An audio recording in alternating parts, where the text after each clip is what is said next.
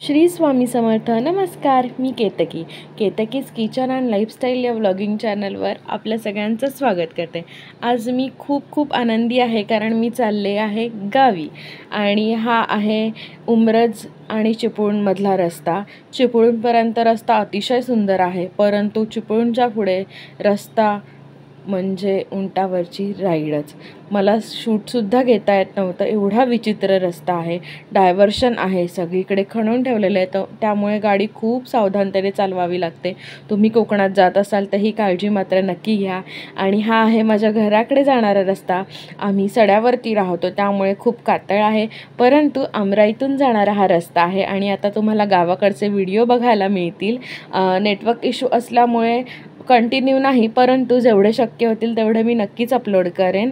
आणि सगळ्यात पहिल्यांदा घरी गेल्यावर मी भेटले माझ्या बाबांना आणि बाबांनंतर माझ्या आजोबांना.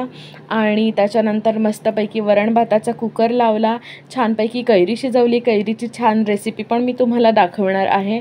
आणि त्याच्यानंतर आम्ही काढला होता फणस. चला तर मग भेटूया पुढच्या व्हिडिओमध्ये. धन्यवाद.